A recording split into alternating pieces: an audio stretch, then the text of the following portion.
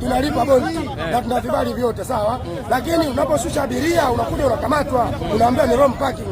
Askari anakukamata anakuchukua jiji anaenda kule anakuambia utoe 70,000.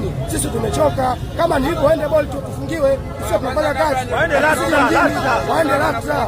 Tunateseka sana, wanatunyanyasa sana bodaboda, tunateseka, tumechoka. Kwa nini tukamatwe na tunalipia kila kitu? Leseni huko nayo, kila kitu nacho. Kwa nini tunakamatwa? Sisi tumeshachoka, tunakamata sana. Na sisi tunapoingia mjini sio kwamba kusema labda si kule tunaenda kupaki. Hapana, sisi tunaenda tunachukua abiria tunatoka. Lakini we unaenda abiria unayenyuma unajua tu muda wote atasimama. Unaviziwa unaweza ukasema kama umeiba simu ya kiongozi gani si. Yaani mpaka unauliza nyie vipi? Anakuambia kukamata tena anakuambia toa 70,000. Okay. Kwa hiyo mkusanyiko huo mmeweka pikipiki hapa mna kwa lengo gani? Mmegoma ama mmezuia barabara? Hapana, hapa haijaletwa pikipiki. Yaani hapa ilichotokea kuna jiji walimkamata mtu. Sasa mkusanyiko wote huu unaona jiji si kwa kushirikiana wanataka kugombana hapa kupigana, yule kapigwa ndo kakimbia. Kukimbia wazee ndo wanakuja juu ndo watu umeona umati wote umeandamana. Okay. Tunateseka sana. Wafike basi kule Boicho waambie jamani, msio mnatoa request zinazoenda Kariakoo wala za kuingia.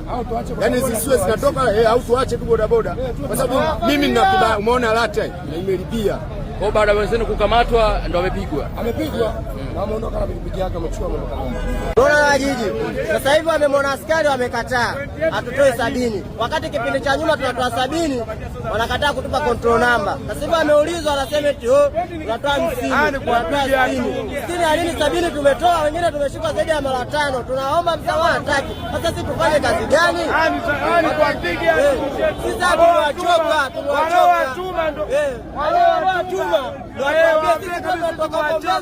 tunaleta abiria tushushie wapi, tunapakilia wapi? Hawezi ukatoka Mbezi huko 60,000 unakuja Kariakoo rudi tupu. Mafuta sasa hivi lita moja 4,000.